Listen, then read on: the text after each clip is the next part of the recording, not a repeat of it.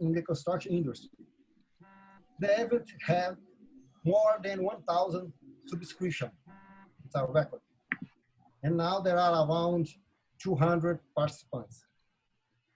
Dear Laura and Thais, I'm so glad to accept our invitation to participate of this event.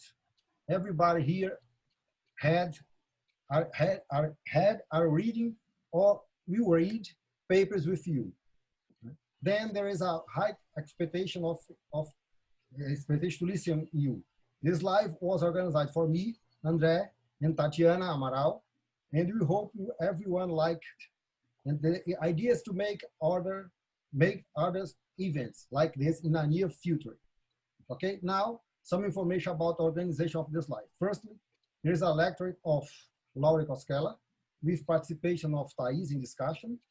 After, there is a moment of questions in chat only that will be organized and controlled by our group.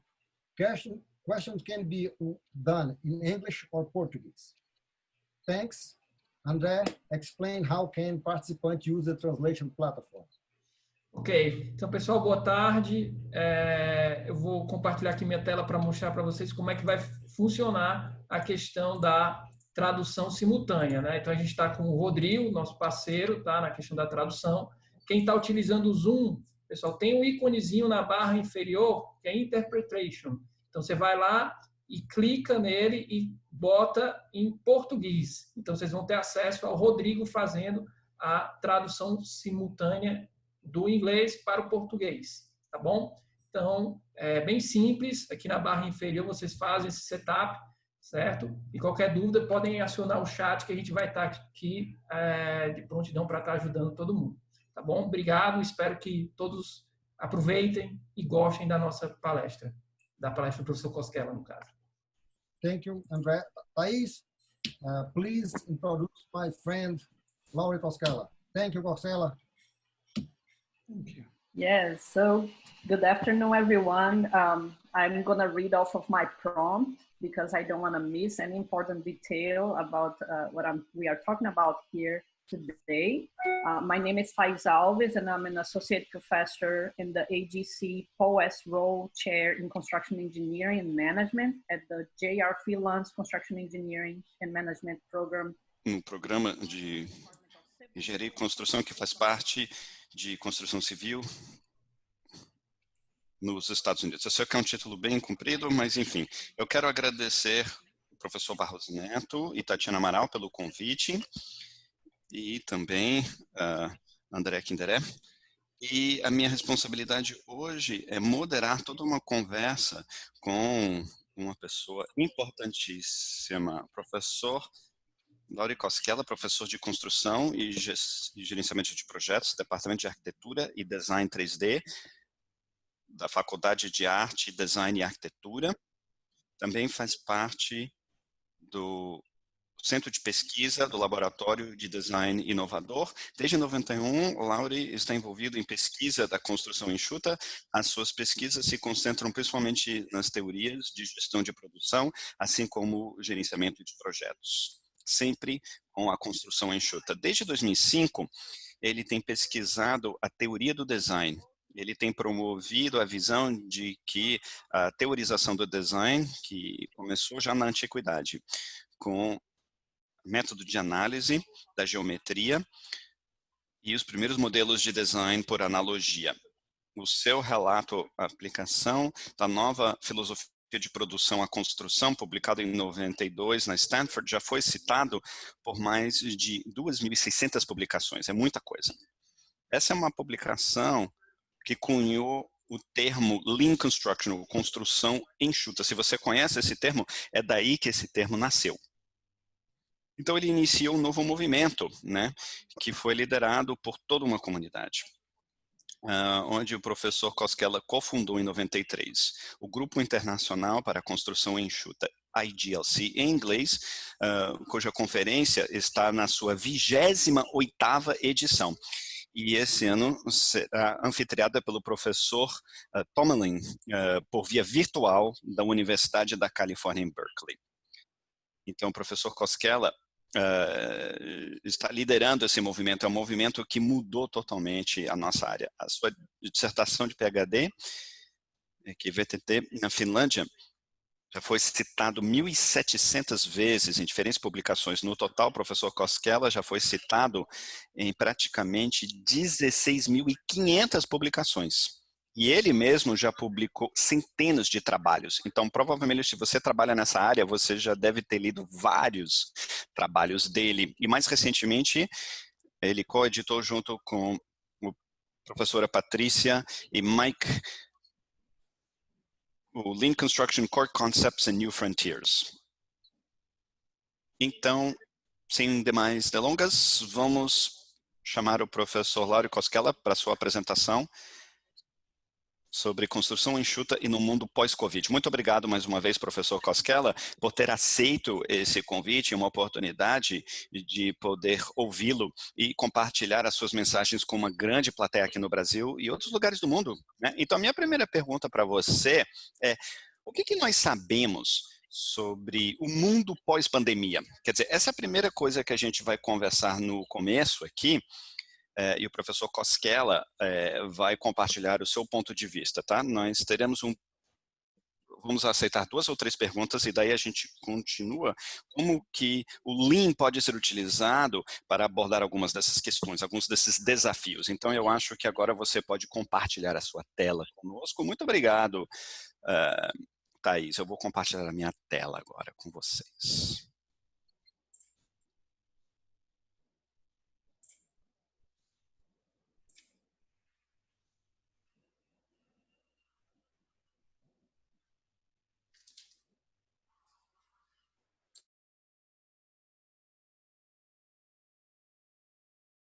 Mais uma vez, estamos aqui com o canal de português ligado, só para testar a tradução simultânea. Se vocês estão vendo a tela?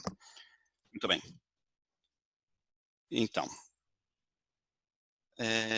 meus caros amigos, mais uma vez, muito obrigado por esta oportunidade de poder falar sobre o Lean no mundo, como ele será, né, a partir de agora. Então, de fato, a primeira questão é: o que nós sabemos sobre o mundo pós-pandemia? E não é uma análise científica, tá? É a minha opinião pessoal. E, na verdade, eu tenho, na verdade, tanta informação como todo mundo, praticamente, que está aqui. Como vocês já viram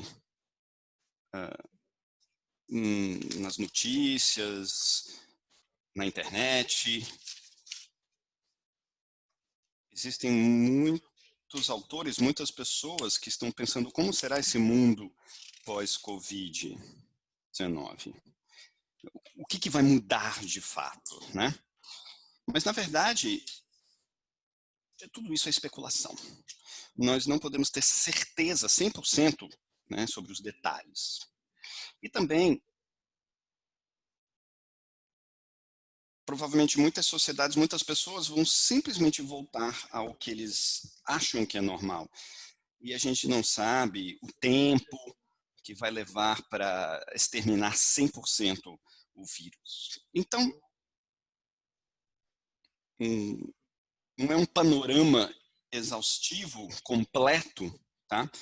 Mas eu espero que vai abordar alguns aspectos interessantes sobre essa situação.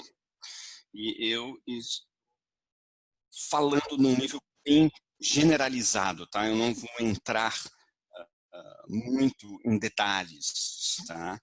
Em como que os diferentes sítios ou locais devem ser gerenciados, porque eu acho que as questões gerais são muito mais importantes do que os detalhes em particular. Então, agora,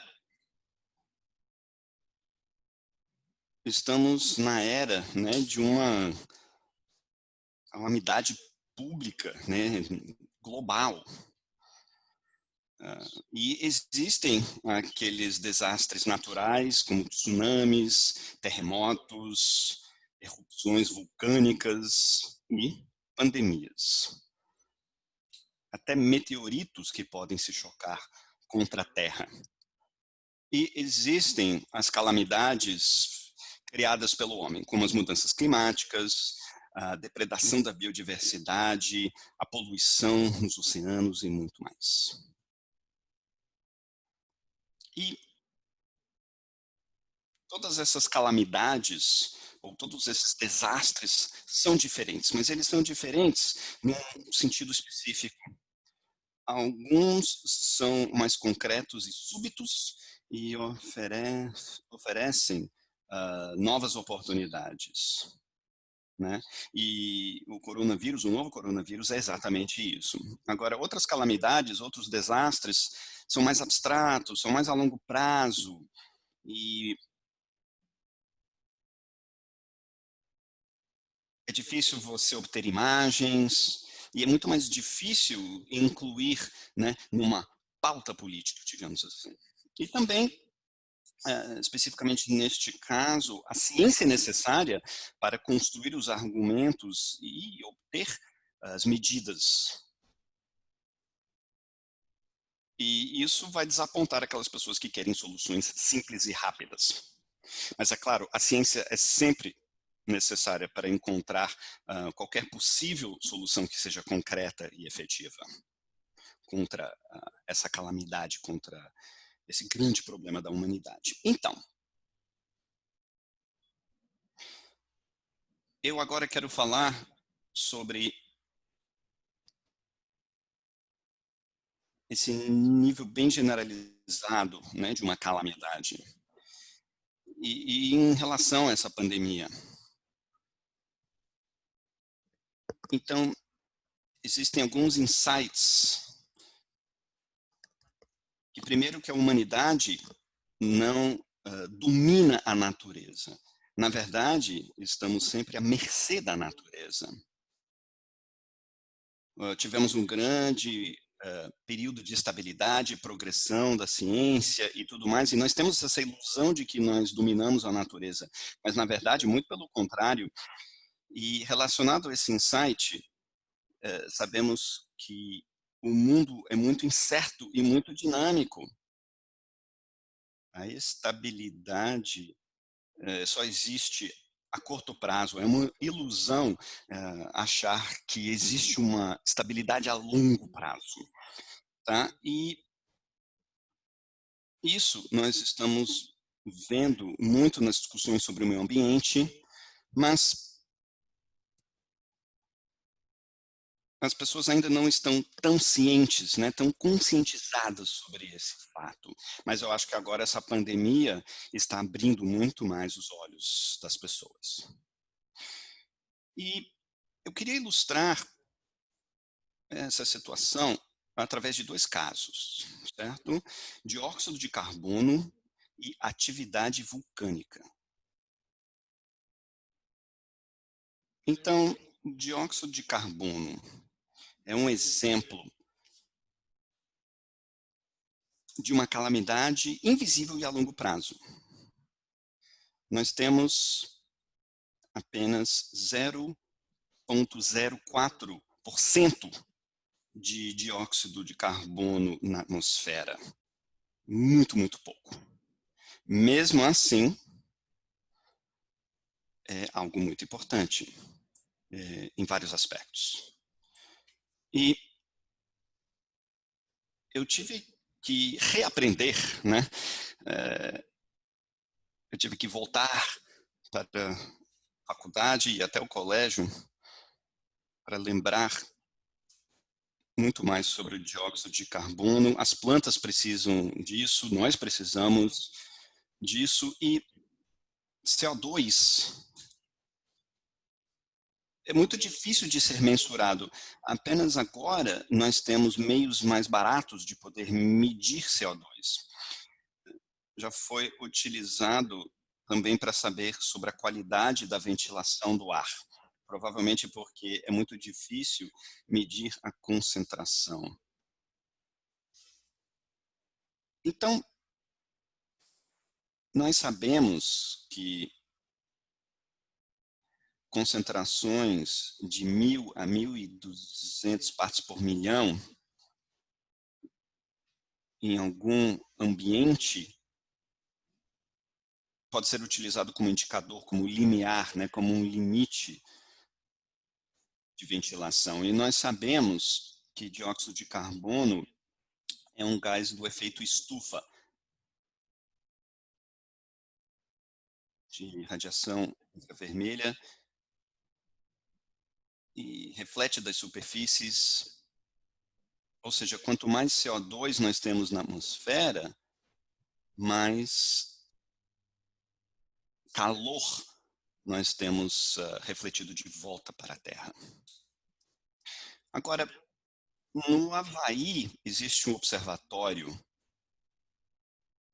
na ilha de Mauna Loa que mede as concentrações de CO2 diariamente. E aqui nós podemos ver o gráfico de 1960 até este ano de 2020. E nós podemos nitidamente ver que as concentrações têm aumentado em praticamente 100 partes por milhão durante 60 anos, mais de 60 anos. Agora, o que é mais importante aqui é o que aconteceu antes de 1960 e o que nós teremos depois de 2020, né? Antes de 1960, a concentração de dióxido de carbono estava no nível de 280 durante muitos e muitos anos. Então, os seres humanos se desenvolveram em condições onde as concentrações de CO2 eram bem mais baixas, né, do que nós temos hoje em dia. E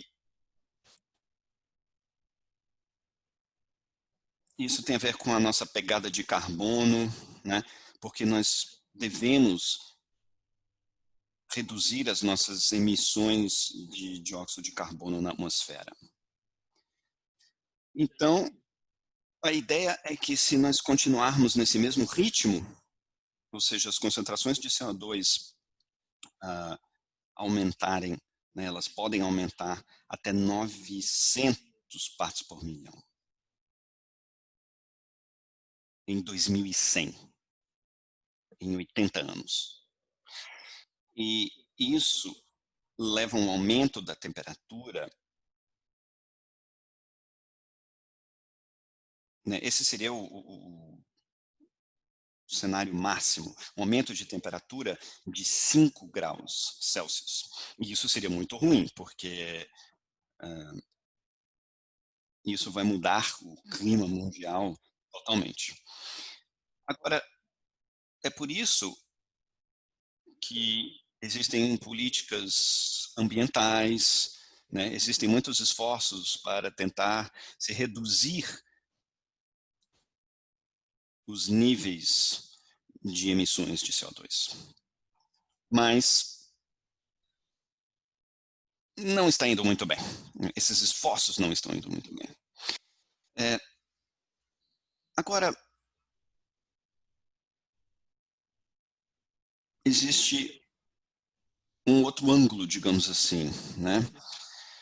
E é um ângulo novo. CO2 tem impacto sobre a cognição, tá certo?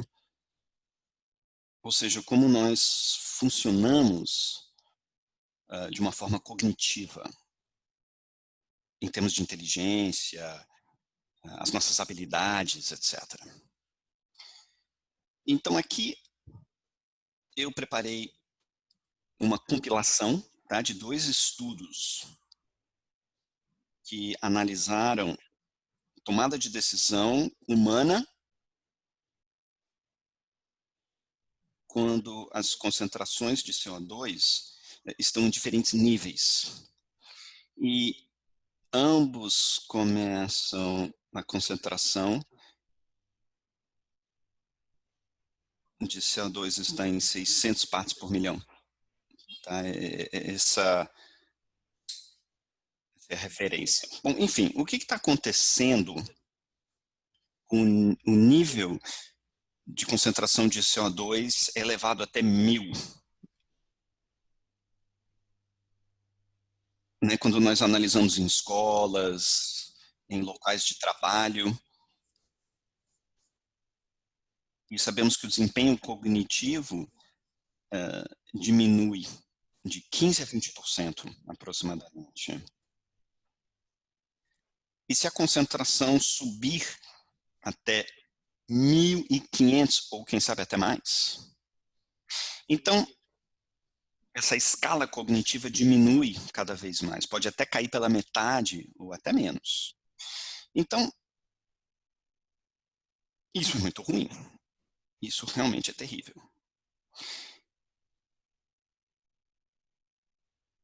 Se a tendência de aumento da concentração do CO2 continuar aumentando, ou seja, a gente vai ficar mais burros, né? Com menos possibilidade cognitiva. Então, se analisarmos alguns estudos que já foram realizados nesse sentido, como, por exemplo, o desempenho de pilotos, tá? Que foi estudado em diferentes condições de CO2. Então, mais uma vez, nós podemos ver com as 700 partes por milhão, começando com um índice 100, que é normal, ele pode diminuir esse índice de desempenho cognitivo. Eu não consigo ver muito bem, parece que é 66, né, próximo de 60, se a concentração de CO2 chegar a 1.500 partes por milhão. E é bem possível que essa concentração poderia acontecer dentro de uma aeronave, por exemplo. E pode ir abaixo de 60, quando a concentração aumentar ainda mais, como, por exemplo, 2.500. Então, todos esses estudos nos dão o mesmo resultado, né? E a questão é, será que nós queremos que os nossos filhos, as nossas crianças, vivam num mundo onde todo mundo é mais lento, né? Onde o seu desempenho cognitivo não é tão bom como as pessoas tinham antes, como 50 anos atrás? Eu comecei a analisar isso um certo tempo atrás. E apenas ontem eu encontrei o primeiro trabalho científico que já foi publicado nesse sentido, em maio deste ano, dizendo nitidamente que níveis internos de CO2 podem alcançar níveis prejudiciais, que podem prejudicar a cognição até o final deste século. Então, o que nós aprendemos com tudo isso? Nós aprendemos que o nosso entendimento é muito limitado em relação a como o mundo funciona. O nosso conhecimento está aumentando, mas ainda é muito limitado. E existem surpresas, né? Como para mim é uma grande surpresa, que não é apenas mudanças climáticas, né? Não são apenas os problemas atmosféricos, mas pode ter consequências na nossa cognição. E nós entendemos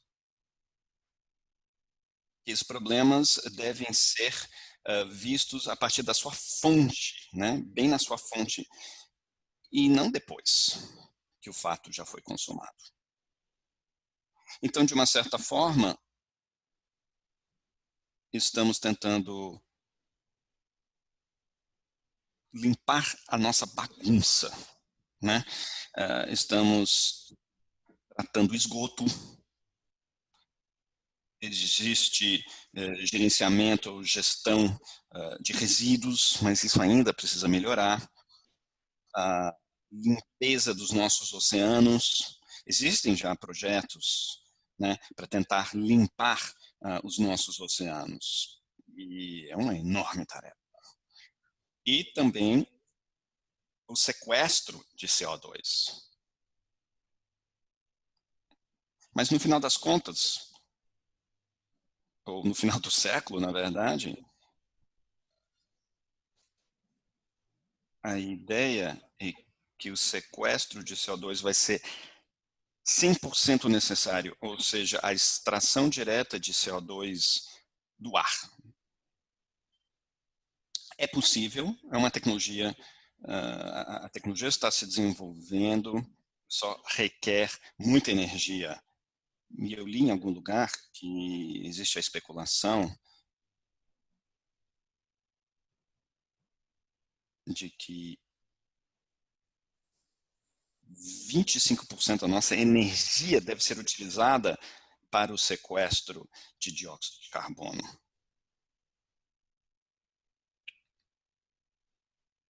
Para que não haja muitos problemas lá na frente.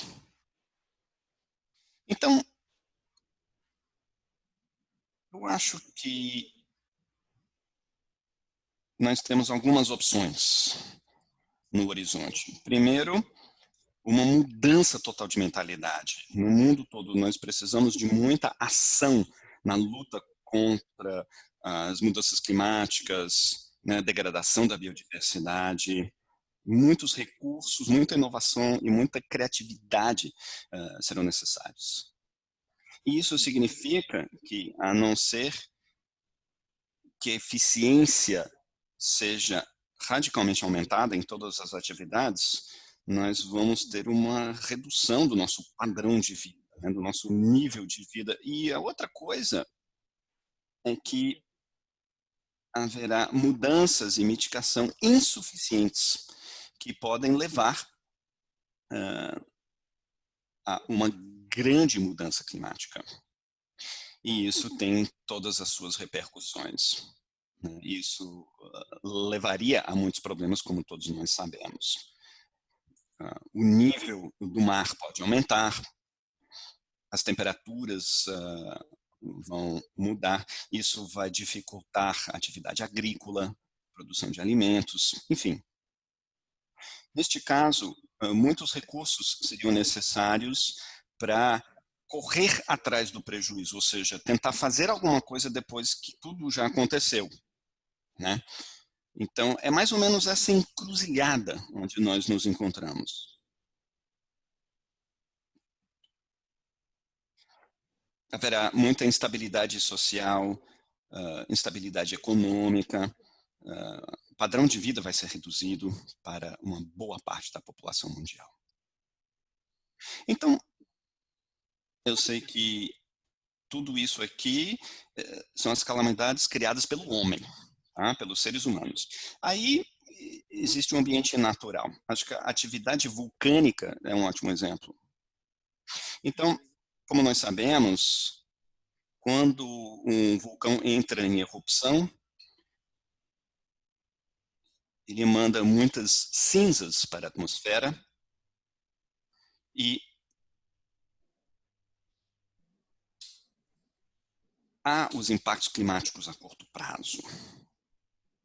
Às vezes de resfriamento, às vezes de aquecimento. E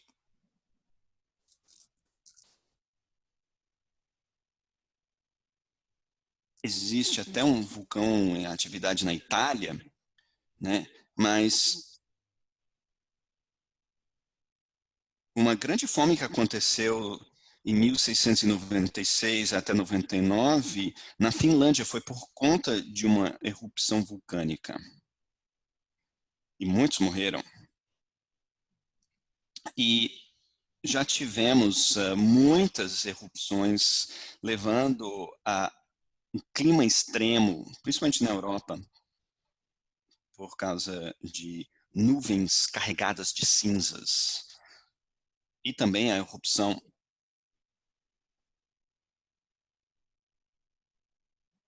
de um vulcão, cujo nome é muito difícil pronunciar, na Islândia, né, que deixou o tráfego aéreo parado, né, paralisado. Então, a natureza causa muitos riscos e incertezas. Os vulcões podem ter consequências diretas, mas também muitas consequências indiretas a longo prazo, em termos de eventos climáticos extremos, problemas na agricultura e até fome. E agora existe um novo risco.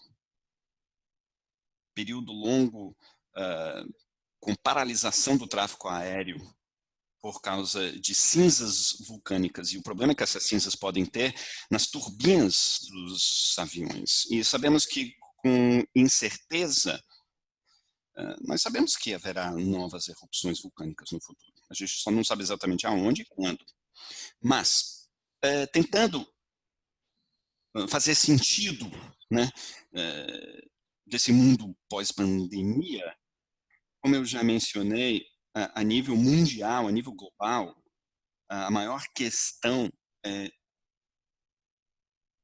essa ideia de que estamos à mercê da natureza.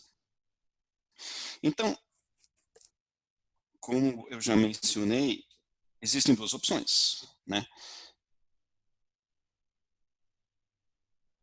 E nós não sabemos ainda o que vai acontecer. Talvez alguma coisa no meio do caminho.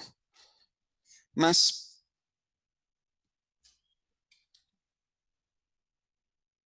estamos vendo nitidamente, cada vez mais, pelo menos alguma coisa que está acontecendo com as empresas, com os negócios, com a economia, por causa dessa pandemia em particular. O aumento do trabalho a partir de casa, compras pela internet. Então, muita resiliência. E, quer dizer, é uma lista enorme, né, de novidades. E estamos vendo algumas consequências possíveis na construção, né? Se há menos movimentação, menos tráfego. Então, talvez menos shoppings, porque muitas pessoas vão comprar de casa. Eu já ouvi de alguém que trabalha num grande escritório que eles vão reduzir, né, o espaço, porque muitas pessoas estão trabalhando de casa e estão vendo que funciona. E há muita especulação surgindo e, na verdade, a gente precisa talvez de mais parques, mais áreas verdes, mesmo numa situação de lockdown, por exemplo. As pessoas precisam estar mais ao ar livre, mais na natureza, que enclausuradas em casa. Então, aqui estamos nós. Esse é o meu ponto de vista sobre o mundo pós-pandemia.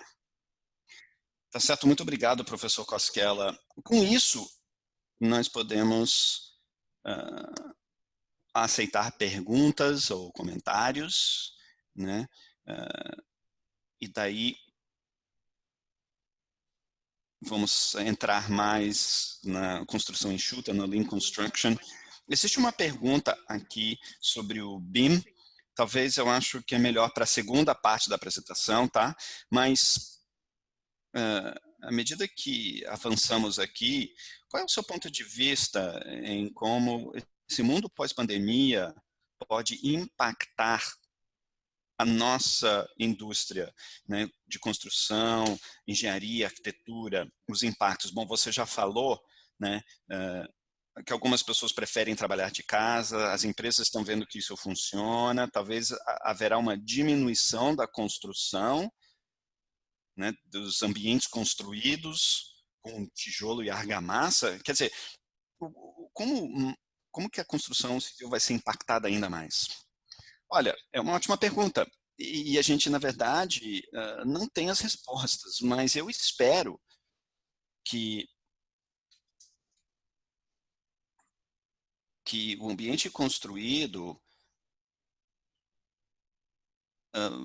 vai se enfraquecer ainda mais no futuro, vai ter menos importância, talvez. Ou seja, os prédios, as edificações, as construções vão precisar cada vez mais ser neutros, não só em termos de CO2, mas em outros aspectos também. E quando eu digo que nós precisamos ser mais eficientes, isso significa, né, que nós devemos sempre tentar eliminar desperdício.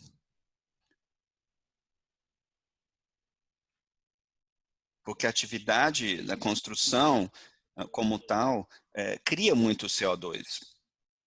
É melhor ter menos atividade que cria CO2 do que mais. Tá certo? E existe essa questão,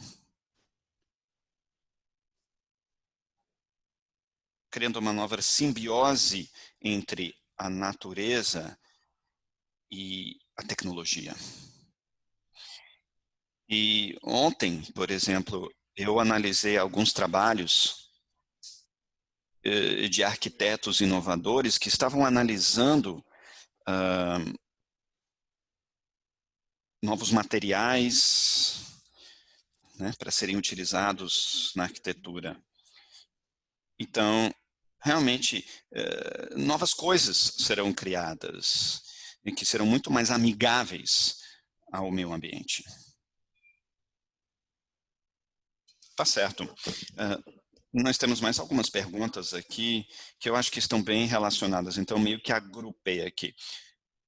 A primeira coisa, qual é o papel do governo nessa mudança de mentalidade que nós precisamos né, ser mais amigável para com a natureza, reduzindo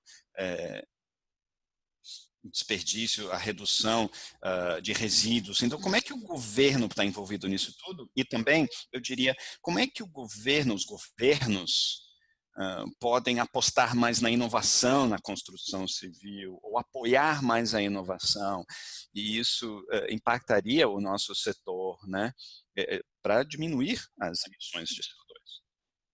Claro, os governos já estão fazendo muita coisa, no sentido de conscientização ambiental. Eu tenho a impressão de que não está sendo muito efetivo. E eu não tenho eu não tenho boas informações, bons insights em como isso poderia ser diferente. Agora, eu acho que uma abordagem da base, né, de baixo para cima, seria mais eficiente do que a gente tem hoje em dia, que é de cima para baixo. Quer dizer,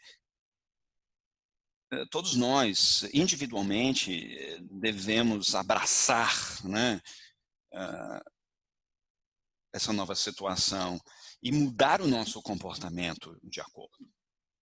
E claro, nós sabemos que os governos não conseguem muito bem fazer isso. E uma outra pergunta aqui sobre inovação. Então, mais uma vez,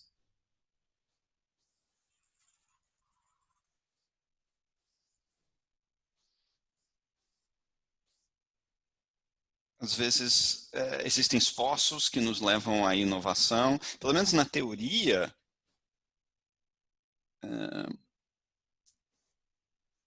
de que uma crise pode despertar mais inovação, mas eu acho que nós não temos tantas evidências, tantas provas disso, né, para fortalecer essa ideia. Mas o que nós sabemos sobre projetos mais inovadores e a entrega desses projetos, nós sabemos que todos estão na busca pela inovação. Então, existem métodos, né, contratuais ou até licitações que precisam abraçar mais essa ideia da inovação. E daí, claro, estamos falando também de empresas, escritórios que precisam também mudar o seu comportamento, eles precisam ser mais inovadores. Tá certo. Eu vou tentar juntar uma última pergunta para essa rodada, são perguntas relacionadas à industrialização, e o professor Cosquela vai falar sobre isso na segunda parte da sua apresentação, então vamos segurar a essas perguntas, tá? Mas, por enquanto, relacionado a essa primeira parte, tem perguntas relacionadas a essa ideia de como talvez o trabalho mudou para sempre, e nós temos que propor novas soluções, né, para residencial e comercial, trabalho, ou seja, pensando mais em cidades menores, ou seja, como é que vamos reorganizar ou atribuir um novo valor aos ambientes? Olha, é claro, isso depende muito do contexto. Por exemplo, na Finlândia, tá? Onde a população não é tão densa, então já tem toda uma discussão lá que as pessoas querem viver mais no interior, se é possível trabalhar, né, de lá, a partir de lá, do interior, né, dependendo das conexões de internet e tudo mais. Mas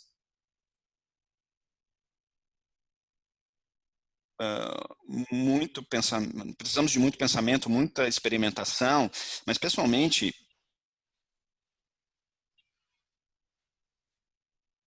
seria interessante ver cenários onde haveria mais natureza, sabe? Mais solo, né, para as coisas crescerem, se desenvolverem, mais áreas verdes, mais natureza.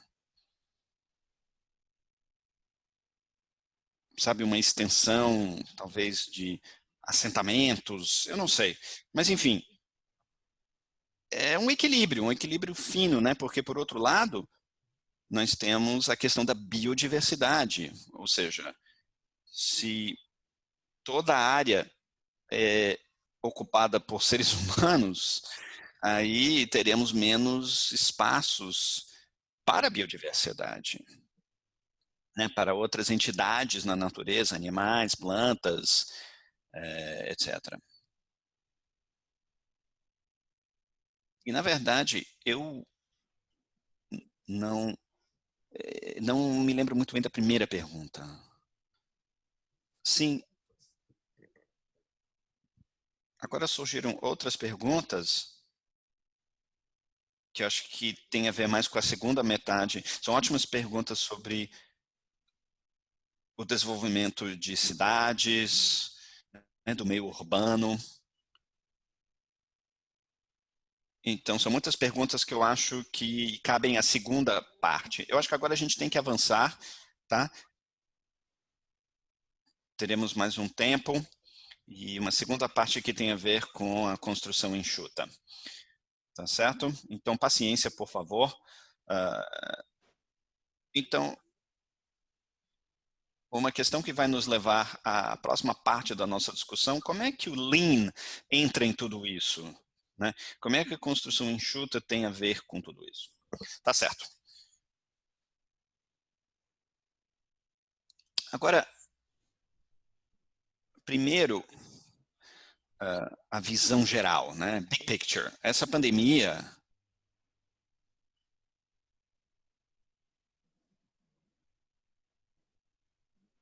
a gente sabe que ela vai passar, é transiente, mas é também um grande experimento natural único, né? Sem precedentes, porque é uma nova situação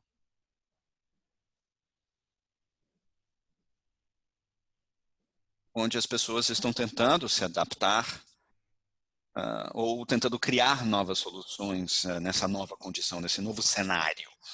E isso será estudado durante anos e anos no futuro, sem dúvida.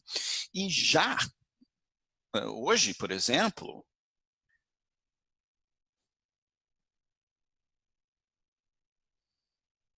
as pessoas já estão estudando isso, né? Como esse artigo aqui, uma questão interessante no Leadership, que está analisando a crise do novo coronavírus e dizendo que é uma crise, na verdade, de liderança. E se você analisar aqui as últimas linhas aqui no resumo, realmente é uma crise de liderança, né? Onde o autor diz que os nossos líderes atuais são incompetentes, muitos estão negando, outros entram em pânico e muito autoritários. Então, enfim, é um artigo muito interessante, mas é apenas um exemplo, né, de como nós aprendemos com essa crise e todas as suas facetas. Agora, em relação ao Lean, eu acho que existem 3 áreas aqui importantes. O que nós podemos aprender ou reaprender, tá? Os nossos esforços Lean de modo geral. Segundo, como que nós podemos utilizar o Lean e o gerenciamento operacional num ambiente empresarial que mudou, né? E como o Lean pode ser utilizado na prevenção de calamidades ou pode ser utilizado para lidar com as consequências, né, depois que um desastre ou uma calamidade ocorreu. Bom, eu tenho 7 tópicos aqui, tá? E eu acho que todos se encaixam aqui de uma forma bem interessante.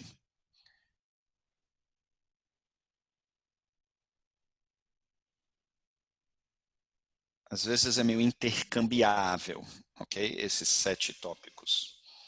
Mas, primeiro vamos falar sobre experimentação.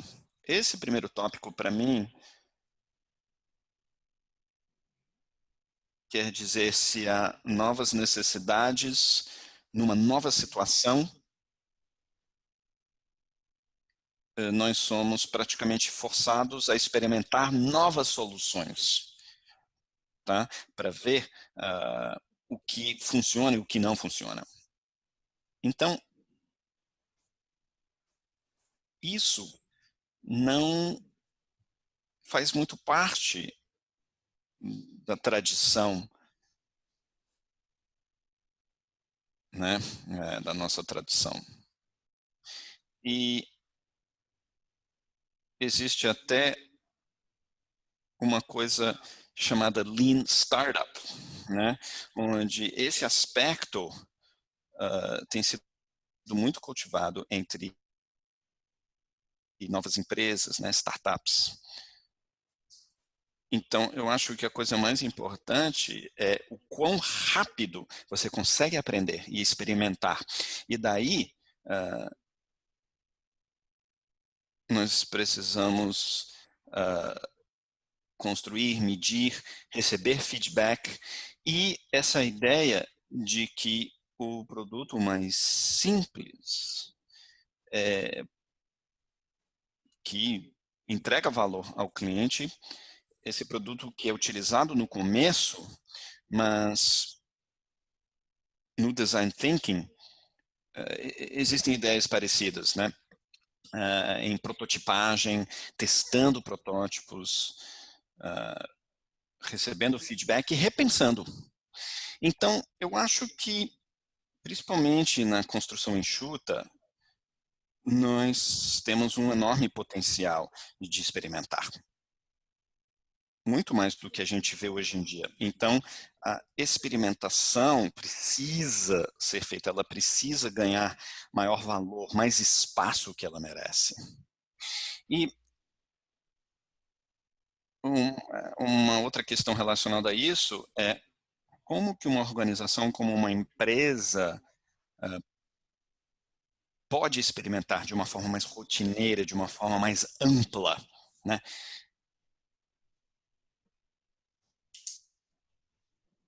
No Harvard Business Review, eles falaram muito sobre experimentação, principalmente na edição de março e abril do Harvard Business Review. Ou seja, isso é uma coisa que nós precisamos estudar e fazer cada vez mais na construção enxuta. Agora, um outro tópico aqui, um outro assunto é a colaboração. E, mais uma vez, claro, temos muita colaboração na construção enxuta, mas as empresas mais tradicionais,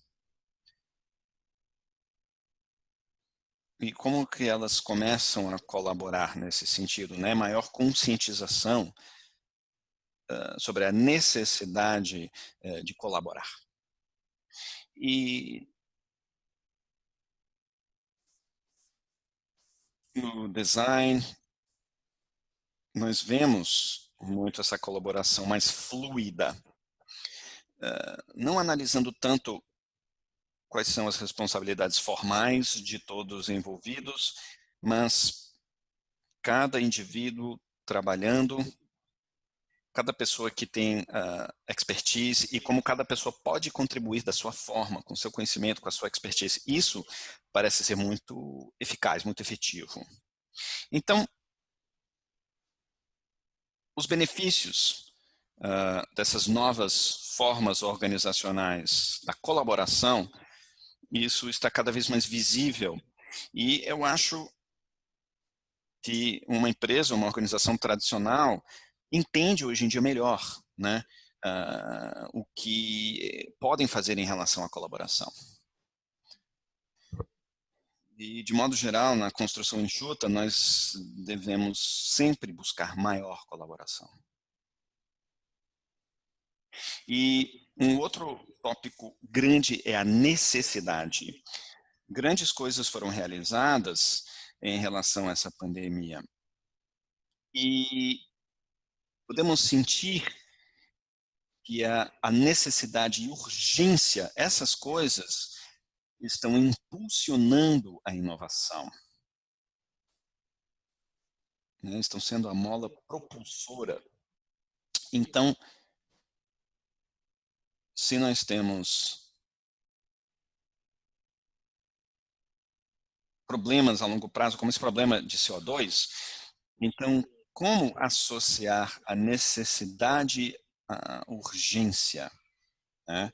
Mas também, no Lean e outros sistemas, já existem soluções.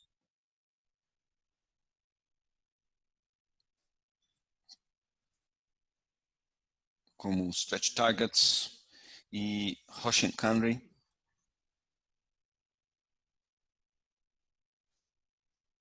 Os objetivos comuns, compartilhados, e Stretch Targets utilizados muito no design. E tudo isso deve ser utilizado cada vez mais, eu acho. E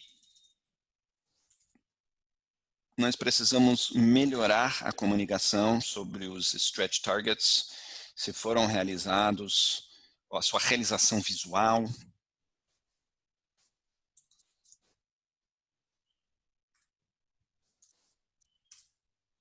Então, como criar necessidade e urgência onde por si só ainda não existe.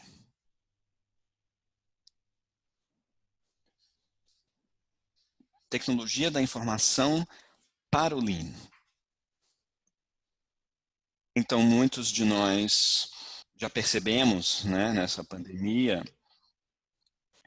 mesmo que nós já sabemos da possibilidade de teleconferência. Muitos de nós já compramos online, mas estamos percebendo, na verdade, como é fácil, né, comprar as coisas online, como utilizar uma teleconferência. Estamos vendo que a tecnologia, na verdade, funciona na maior parte das vezes.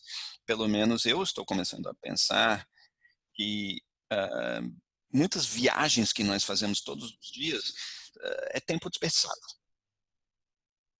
E eu sei que existem outros valores, outras qualidades relacionados, né, a ir para o shopping fazer compras, ir para uma loja fazer compras, mas muitas vezes é um tempo desperdiçado, até as viagens ao trabalho. Então, generalizando, certo? De uma forma mais ampla, será que não estamos utilizando a tecnologia disponível de uma forma mais ampla, né? Será que não estamos ainda entendendo todos os benefícios possíveis? Então, quer dizer, nós devemos ser mais ambiciosos em relação ao uso da tecnologia e aproveitar a tecnologia ao máximo, né? Extrair os benefícios da tecnologia ao máximo. Agora, ressignificado. Isso eu peguei dos laboratórios farmacêuticos, principalmente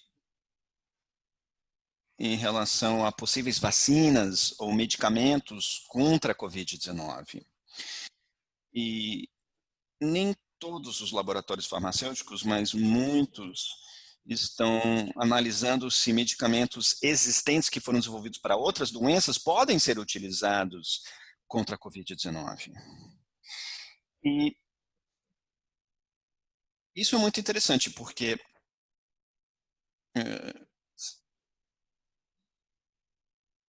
um professor do MIT, Von Hippel, está promovendo, ou seja, que nós devemos analisar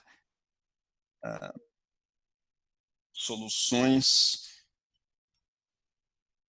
que possam vislumbrar coisas que já foram feitas junto com coisas novas, para você não ter que começar do zero, né? Ou seja, é que nem você segurar uma chave de fenda na mão procurando parafusos. Você pode até começar com a solução e ver se já existem ferramentas, coisas que podem ser aplicadas. E, na verdade, existe um case muito interessante que eu já vi na cidade onde fica a minha universidade nos últimos anos.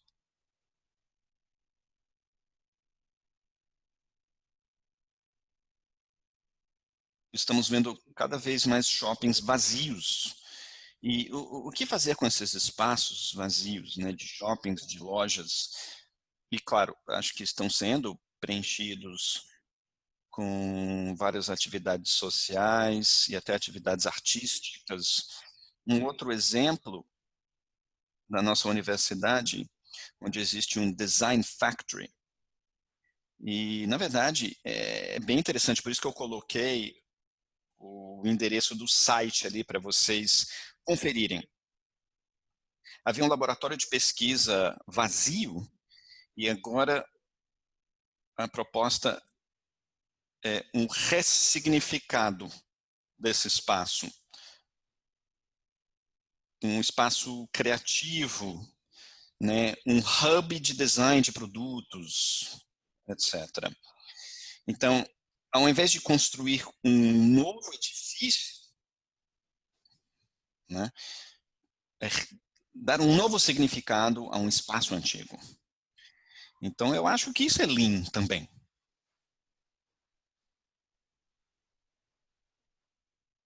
E daí, claro, nós temos resiliência, flexibilidade e agilidade.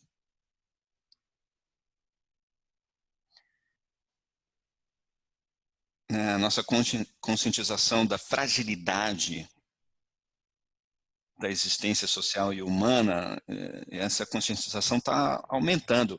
Isso requer mais resiliência, mais flexibilidade, mais agilidade para poder crescer. Agora, essas são áreas onde já tivemos muitos desdobramentos práticos. Semchi-Levi, MIT, cadeias de suprimentos mais flexíveis, que possam reagir à disrupção. No Brasil também, muita pesquisa sobre resiliência, e é muito interessante tudo isso, eu acho.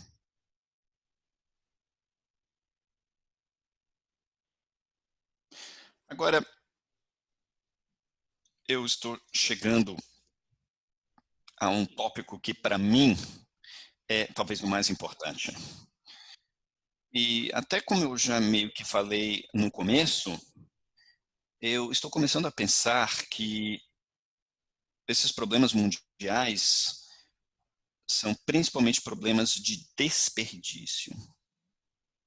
Porque nós desperdiçamos muitos recursos, que são escassos,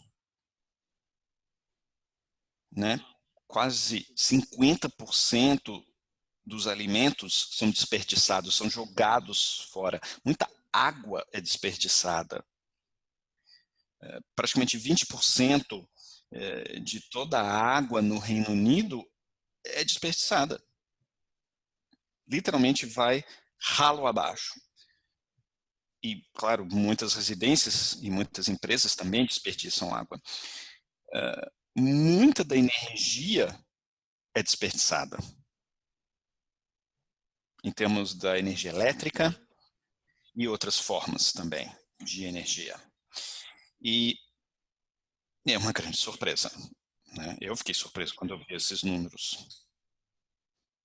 E a forma como utilizamos o petróleo também é um enorme desperdício. Né? O motor de combustão convencional desperdiça muito, um motor elétrico é muito mais eficiente.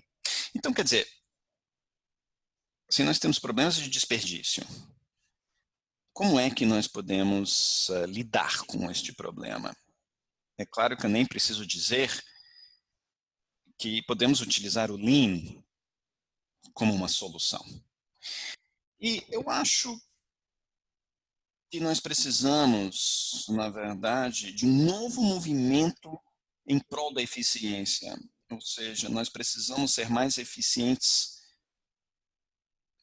para lidar com todos os desafios que nós temos hoje em dia. Isso não é nenhuma novidade na nossa história, né? Houve um movimento da eficiência nos Estados Unidos e depois se espalhou para outros países, né, uns 100 anos atrás, mais ou menos, e tentaram eliminar o desperdício. Em vários níveis, no nível da sociedade, nível econômico, pessoal, até mecânico, e até no nível da natureza. A natureza era um aspecto desse movimento na época. Entretanto,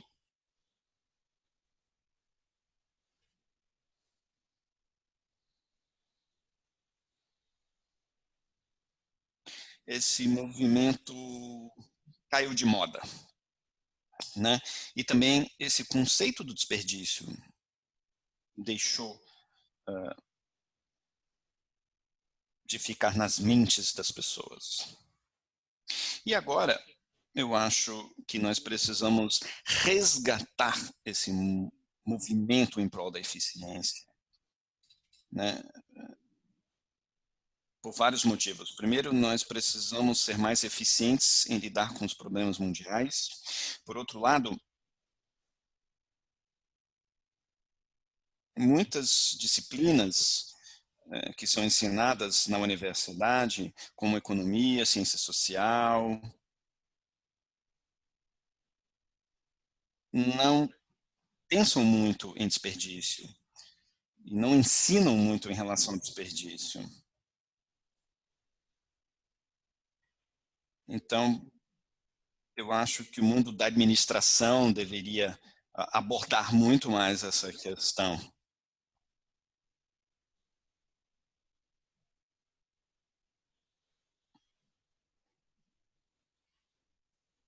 Mas, enfim, eu acho que o Lean deve ser um pensamento atual. E deve fazer parte de muitas outras disciplinas. E nós devemos realmente incluir isso nos currículos. Então, como produzir, né, um projeto, como colaborar de uma forma mais efetiva, são habilidades básicas, como ler e escrever e matemática. Enfim, eu acho que essas coisas devem ser ensinadas aos jovens na escola. Agora, há um movimento para que o Lean faça parte dos currículos escolares e até no ensino superior. Esforços para incluir o Lean nos processos administrativos. Eu acho que isso é bom. Mas não é o suficiente, tá? E algumas pessoas dizem também que os docentes devem implementar o Lean no seu ensino. E, mais uma vez, isso é muito bem-vindo. Eu acho que vai ser muito efetivo. E existe um livro do Weigel. Mas, enfim, o que eu estou propondo é que os princípios elementares sobre o Lean, as ferramentas básicas, devem ser compartilhados com jovens, com alunos, num currículo básico. Por quê? Porque o Lean é sobre eficiência, né? Então, é sobre como ter uma mente mais eficiente. O Lean é sobre melhorias em vários níveis e também trata-se de automelhorias. E, claro, existe um aspecto que é muito importante para os jovens, porque eles vão estar mais preparados, mais aptos, né, para a vida do trabalho com os conceitos Lean. Então,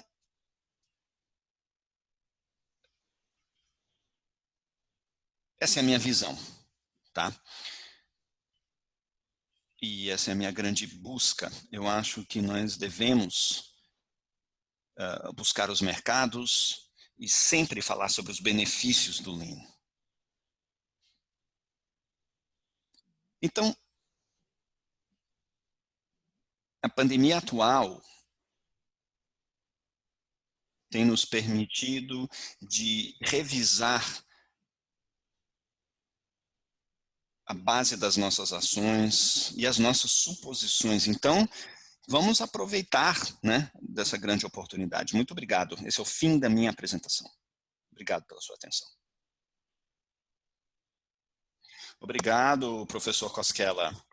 Então, nós vamos começar com uma nova rodada de perguntas, tá? E eu acho que nós temos várias aqui no nosso chat e no Q&A. Então, muito obrigado por essa apresentação. Tá? Começamos com a situação atual agora, e daí você disse, né, como o Lean pode nos ajudar, né, para nos conscientizar como educadores e nós que trabalhamos na indústria também, no mercado, para conscientizar as pessoas mais sobre o Lean e essa filosofia. Então, algumas perguntas aqui são relacionadas. Uma delas é relacionada ao uso do Lean e Green, ou seja, esse casamento entre Lean e Green que podem ajudar a abordar essa situação e ligando isso a valor, o que é valor para o cliente agora nesse novo mundo. Você tem comentários sobre isso? Lean e Green e valor, essa combinação, esse casamento que seria perfeito? Sim, com certeza. Lean e Green precisam desse casamento feliz. E quais são os requisitos, né? Quais são as exigências dos clientes e claro, no final das contas, são os clientes que vão definir qual é o seu nível de ambição.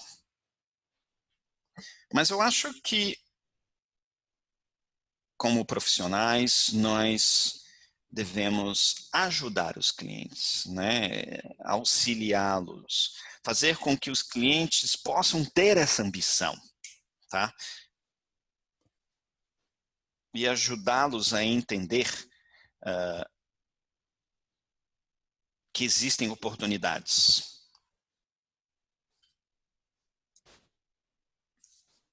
E até ser mais custo eficaz e até melhor estética. Tá? Muito bom. Ok, eu também sugiro que para nós que trabalhamos com a educação, eu acho que essa crise também nos incentivou a sermos mais criativos, né? Compartilhar mais o nosso conhecimento com os nossos alunos. Então, eu queria incentivar todos a começarem a pensar como traduzir as suas atividades na sala de aula, simulações, etc., nesse novo contexto. Nós precisamos de mais pessoas educadas, né, conscientizadas sobre o Lean. Bom, outra pergunta aqui é como que a industrialização, como é que você vê a industrialização nesse mundo pós-Covid-19?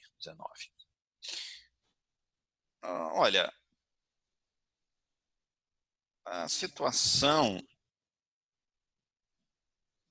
pode até avançar um pouco mais a industrialização, mas eu diria que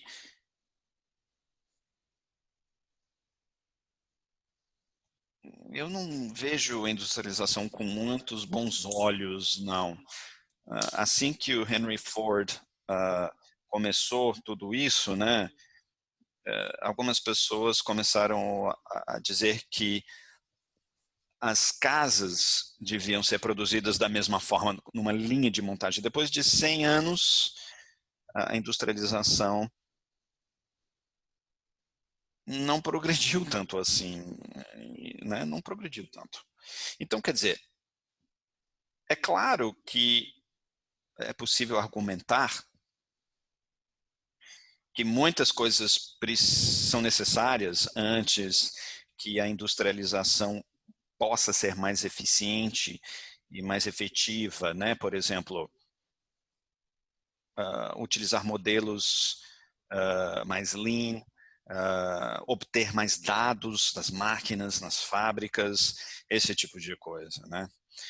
Mas é claro, eu vejo que a inovação provavelmente vai acontecer, muita inovação na industrialização nessa próxima década. Mas, mesmo assim, sempre haverá construção in situ. A Finlândia tem sido um país onde a pré-fabricação de elementos em concreto tem sido muito forte, mas mesmo assim a produtividade está praticamente nos mesmos níveis que a Suécia, que utilizam menos pré-fabricação. Por quê? Porque é muito possível brincar com a pré-fabricação, ou seja, há muito desperdício. Então a industrialização precisa do Lean, tá? Para ter sucesso, com certeza. Isso nos leva a uma outra pergunta aqui sobre o Lean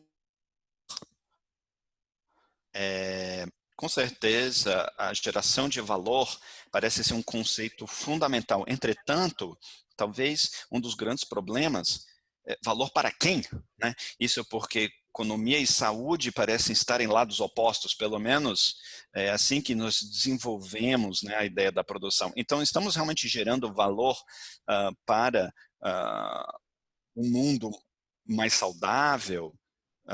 Eu acho que a partir de agora a saúde vai ter um novo valor, né?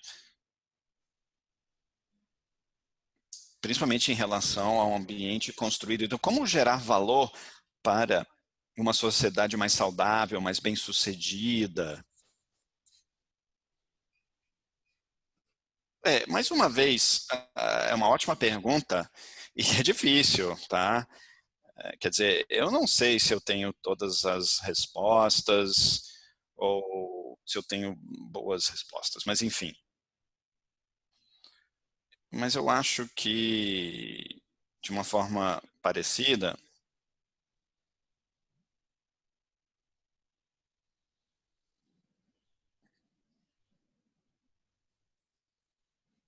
então, nós precisamos de bons ambientes construídos. E o que é um bom ambiente construído? O que é um ambiente não tão bom? Quer dizer, eu estou sentado, né, numa biblioteca, mas na verdade nem é a minha biblioteca.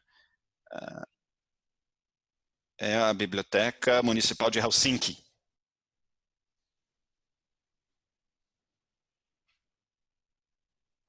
E eu acho que é um ótimo exemplo de como a arquitetura pode melhorar o ambiente na cidade, né, um ambiente urbano. Então, vocês podem até visitar a Biblioteca Municipal de Helsinki através do site, e lá tem toda a história sobre a Biblioteca Municipal. Então, ela existe fisicamente, certo? Mas é muito interessante sentir, experimentar a arquitetura. Tá certo. Eu vou pedir para você parar de compartilhar a tela. Algumas pessoas gostariam de lhe ver. Bom, existe uma outra pergunta que eu não ouvi falar sobre esse termo, eu não sei se você já ouviu falar sobre isso. Rejunca emocional. Emotional. Rejunca emocional? Sim. É uma novidade para mim, eu não desconhecia esse termo. Eu recebi uma pergunta aqui sobre isso. Olha, eu não ouvi, não. Alguém quer explicar para mim?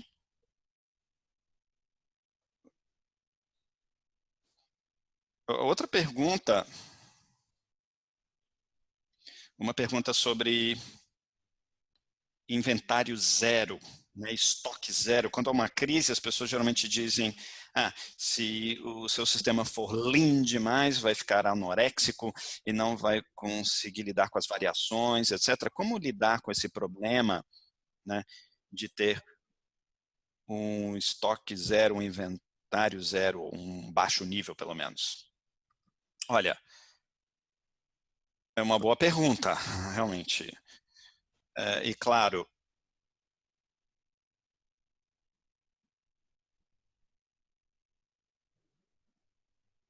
isso é muito no contexto das máscaras, né? Onde há uma grande produção na China, concentrada muito na China, e agora a situação na Finlândia, em apenas alguns meses, a capacidade produtiva foi aumentada para a fabricação de máscaras. Então, nós precisamos pensar a autossuficiência dos países quando há uma grande perturbação, né, como foi essa, e reservas de petróleo e tudo mais. Quer dizer, sim,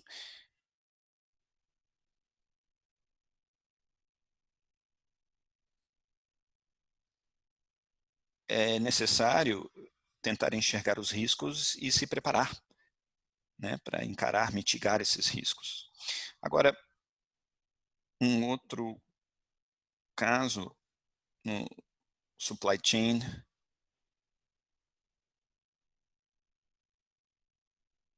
quando essa cadeia é muito comprida, muito longa, né? Então, como lidar com isso? Quer dizer, se nós temos que transportar algo por via marítima, que leva semanas, ou por via aérea, que é muito mais rápido, porém mais caro,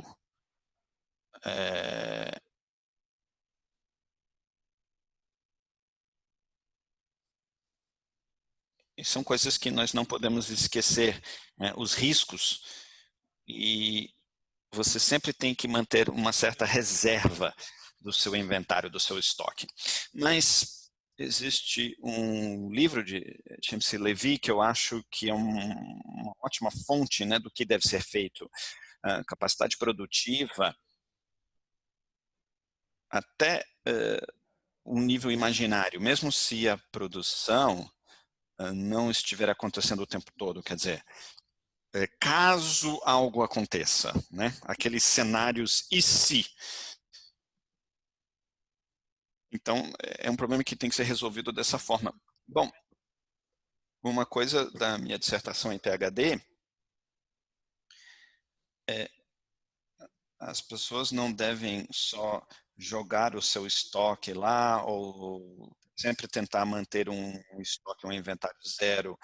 Devem sempre estar pensando né, quais são as diferentes variações, possibilidades, diferentes combinações. Eu acho que esse é um outro ponto interessante que precisa ser pensado. Bom, eu não sei se nós temos outras perguntas, outras dúvidas aqui. Algumas perguntas são muito específicas e vão além, né, do assunto dessa apresentação, mas eu acho que estamos chegando a 1h30 já de webinar. Tem alguma pergunta aqui do painel dos organizadores? Alguma coisa que vocês querem perguntar ao professor Cosquela?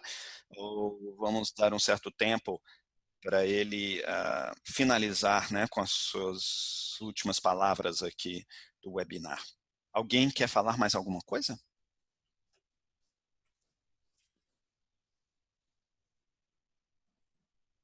Existe um certo atraso na tradução? Bom, enfim, eu li alguns comentários aqui. As pessoas estão tentando começar centros de pesquisa em Lean. Quer dizer, você tem algum conselho? No meu ponto de vista, por exemplo, eu acho que você tem que começar. Quer fazer algo com Lean? Comece. Comece logo. Eu acho que experimentação é sempre legal. E muito trabalho está sendo feito em relação a algumas comunidades locais, né, trabalho junto com a comunidade, então eu recomendaria que você simplesmente começasse. Você tem outros comentários para incentivar, para encorajar as pessoas a iniciarem algum centro de pesquisa em relação ao Lean? Olha, eu acho que dentro da comunidade Lean, as pessoas são muito generosas, sabe?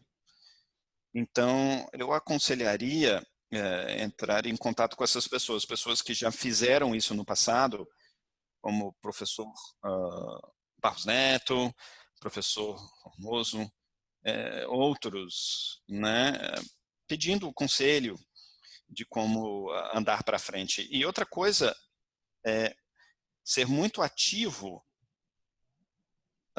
no movimento de Lean no seu país, a nível nacional. E também ser muito ativo no movimento internacional, tá?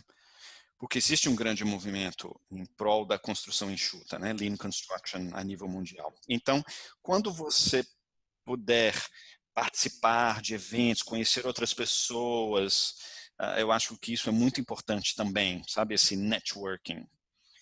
E daí, com certeza você também fará novas amizades. E isso é algo muito especial também. Acho que é até uma característica desse movimento. É a criação de novas amizades, novos amigos pelo mundo afora. Eu acho que é muito bacana.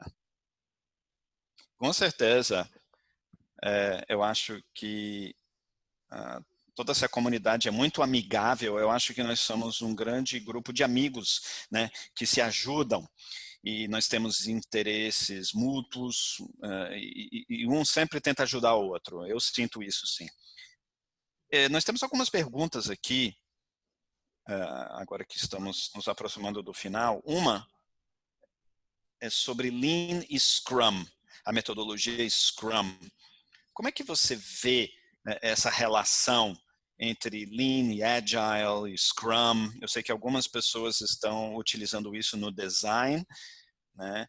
Nós vamos ter um seminário aqui quarta-feira em San Diego sobre essas novas metodologias. Como é que você enxerga tudo isso, professor? Olha, eu já li vários trabalhos a respeito. Eu acho que cada um, né, se complementa. Então, Agile, com certeza, é mais adequado para a fase de design de projeto, quando talvez tem mais incerteza, mas alguns aspectos, como da metodologia Scrum,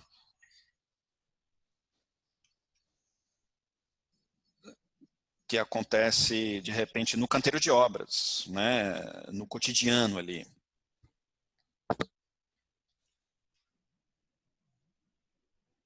Fazer mudanças rápidas, etc. Enfim, para mim, Lean e Agile podem ser utilizados, sim, junto com Scrum também. Eu acho que um ajuda o outro, um complementa o outro. Bom, acho que talvez a nossa última pergunta sobre combinação de Lean e construção ou projetos virtuais. Tem um trabalho que eu adoro sobre Lean, Lean e BIM. Então, alguém está perguntando aqui como que essa associação pode acelerar o uso do Lean na construção. Pois é.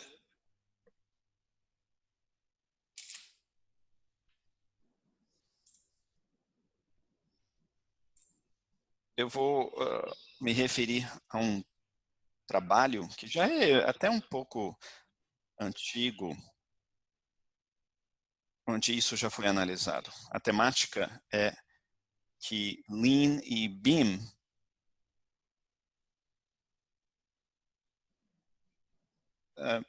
se complementam.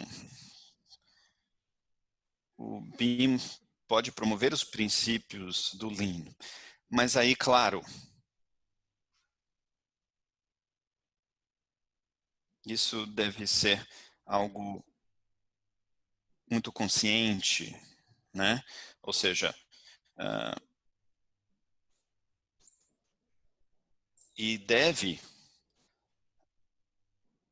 haver um processo de aprendizagem muito ordenado, muito bem programado, para mostrar os benefícios, os ganhos dos dois. E tudo sempre muito bem monitorado, claro. E claro, nós sabemos que na Toyota utilizam apenas algumas tecnologias que eles estão experimentando e estão vendo muita estabilidade. E agora o BIM está sendo utilizado aí também, né, na Toyota. É muito possível, é factível, quer dizer, é claro, nós sabemos quando há a implementação avançada do Lean,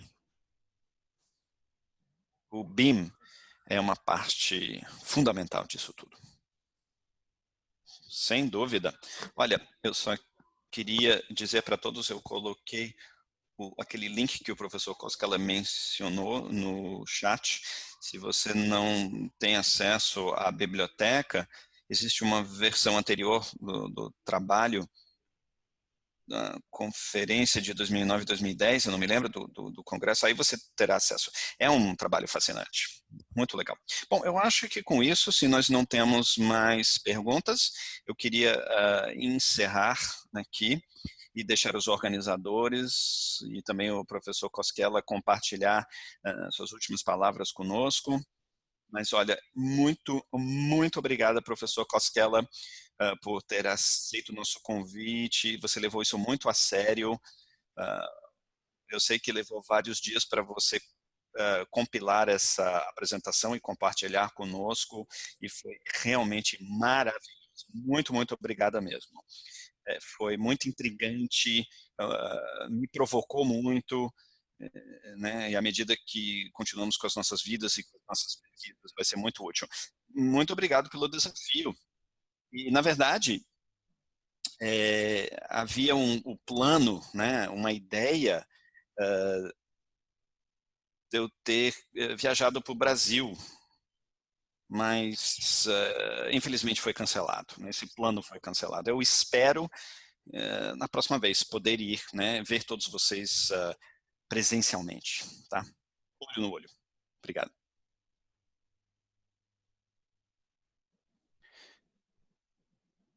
Ok, professor Koskela, muito obrigado.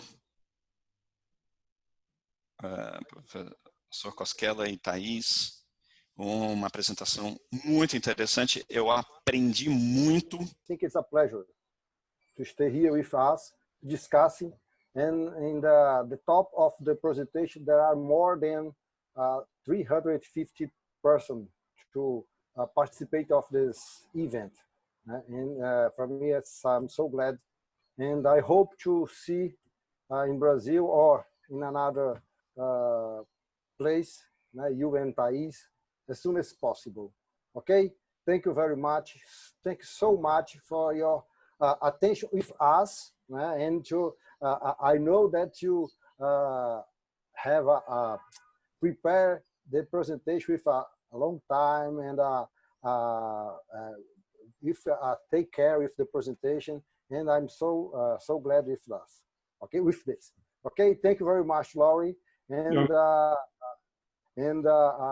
Andrea is please use the research that you use, that you explique aí a pesquisa. O Barros Neto, o professor Koskela precisa transferir o host para mim de novo, né? Que ele que está como host, né? Para eu poder compartilhar a minha tela. Professor Koskela, we need you to let André be the host again. I think he gave you full host capability, so he needs the screen back. Just, I guess, if you go to the chat.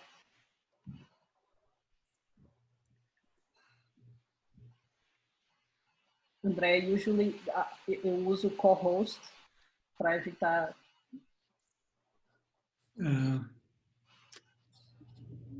I can see only. Oh, I am a co-host. Where to go away from co-host? André, ele está dizendo que ele é o co-host. Ele coloca o mouse em cima do meu nome, aí vai ter more. Não, mas se ele tá como co-host, você tá como host. Yeah. Ele está como co-host.